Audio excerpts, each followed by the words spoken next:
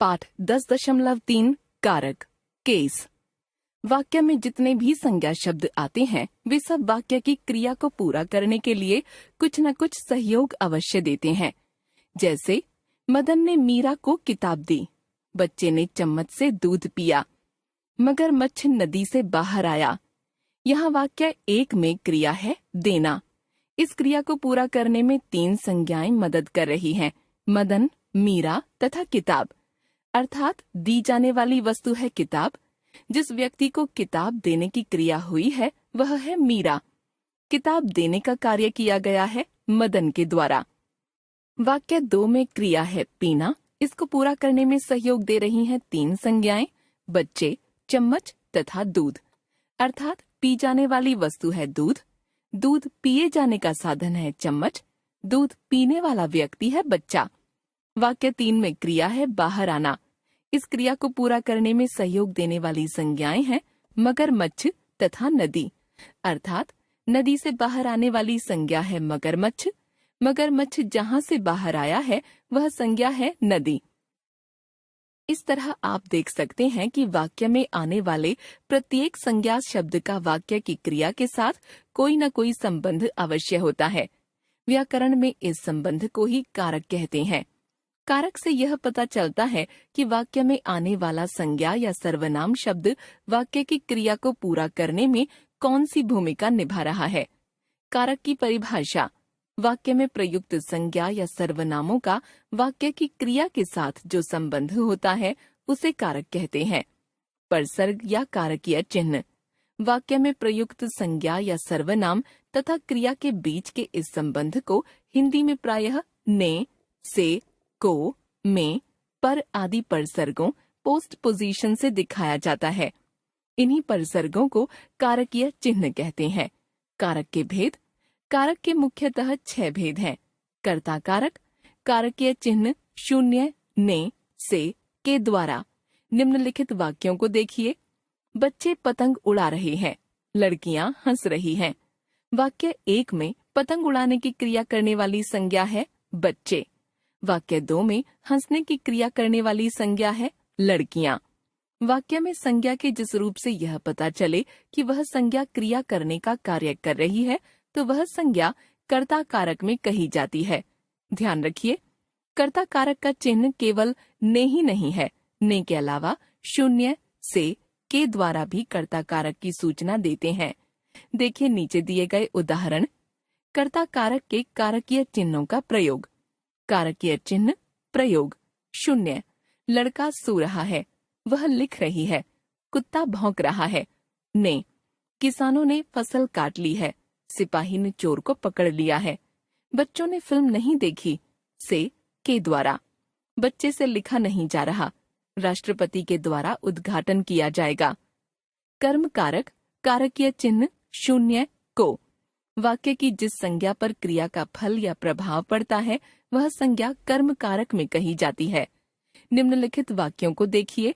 माँ बच्चे को बुला रही है, उसने किताब फाड़ डाली, बच्चे तबला बजा रहे हैं।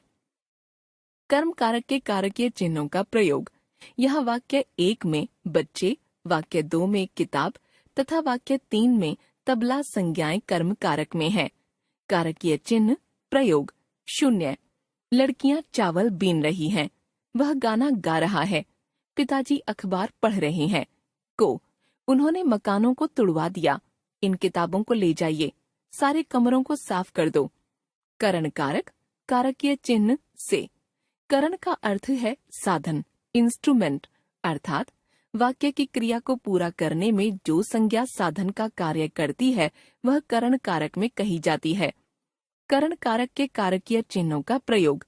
बच्चे ने बोतल से दूध पिया, मुझे फोन से सूचित करना, पुलिस ने चोर को डंडे से पीटा, लड़कियों ने पेंसिल से चित्र बनाए। संप्रदान कारक कारकीय चिन्ह के लिए, को। वाक्य की क्रिया जिस संज्ञा के लिए घटित होती है वह संज्ञा संप्रदान कारक में कही जाती है। संप्रदान कारक के कारकीय चिन्हों का प्रयोग। हमने मरीजों के लिए कंबल भिजवाए, माँ ने मेरे लिए हलवा बनाया, माँ ने मौसी को मिठाई भेजी, हमने भिखारियों को दान दिया। अपादान कारक कारकीय चिन्ह से। वाक्य की क्रिया के द्वारा जिस संज्ञा से किसी अन्य संज्ञा का अलग होने का भाव प्रकट होता है वह संज्ञा अपादान कारक में कही जाती है। अपादान कारक का चिन्ह से है जो अलग होने के अर्थ में प्रयुक्त होता है। अपादान कारक के कारकीय चिन्हों का प्रयोग। पेड़ से पत्ते गिर रहे हैं, समुद्र से तेल निकाला जाएगा, वह नदी से पानी भर लाया, वह ट्रेन से बाहर आ गई। ध्यान रखिए, करण कारक तथा अपादान कारक में अंतर। यद्यपि करण कारक तथा अपादान कारक दोनों का ही कारकीय चिन्ह से है, तथापि दोनों में अंतर करके चलना चाहिए।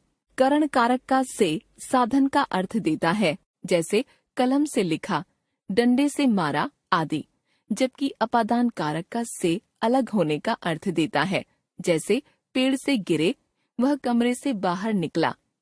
अधिकरण कारक कारकीय चिन्ह में, पर, ऊपर, के भीतर, के पहले, को।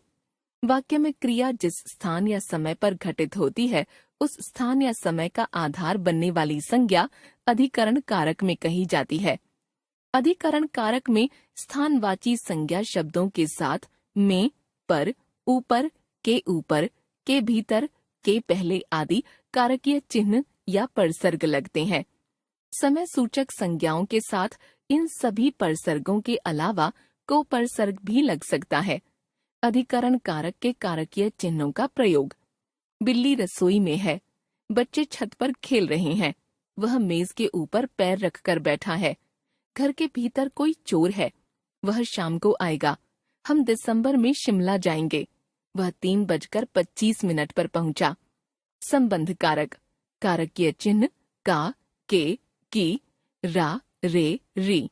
जहाँ किसी संज्ञा या सर्वनाम का संबंध किसी दूसरी संज्ञा या सर्वनाम के साथ दिखाया जाता है वह संज्ञा संबंध कारक में होती है।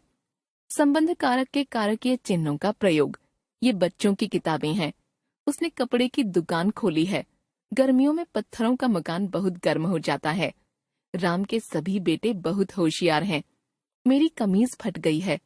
हमारी कहानियां पत्रिका में छपी हैं।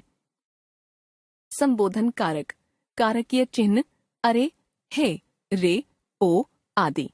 जब वाक्य में किसी संज्ञा का ध्यान आकर्षित किया जाए या उसे संबोधित किया जाए तो वह संज्ञा संबोधन कारक में कही जाती है। संबोधित संज्ञा के पहले प्रायः हे, रे, अरे आदि विस्मयादि सूचक अव्यय लगाए जाते हैं। संबोधन कारक के कारकीय चिन्हों का प्रयोग। अरे लड़के, इधर मत बैठ। हे भाई, जरा इधर तो आना। भाइयों और बहनों, अपने प्यारे नेता को वोट दें। लड़कियों, चाकू से मत खेलो। हमने सीखा, वाक्य में प्रयुक्त संज्ञाओं का उस संज्ञा की क्रिया के साथ जो संबंध होता है उस संबंध का नाम कारक है। यह संबंध इस आधार पर तय होता है कि वाक्य की संज्ञा कौन सा प्रकार्य कर रही है तथा क्रिया को पूरा करने में क्या सहयोग दे रही है। हिंदी में मुख्य 6 और कुल 8 कारक माने गए हैं। कर्ता, कर्म, करण, संप्रदान, अपादान, अधिकरण, मुख्य कारक, संबंध तथा संबोधन, अतिरिक्त कारक। प्रत्येक कारक को विभिन्न कारकीय चिन्हों द्वारा व्यक्त किया जाता है। कुछ कारकीय चिन्ह एक से अधिक कारकों में प्रयुक्त हो सकते हैं।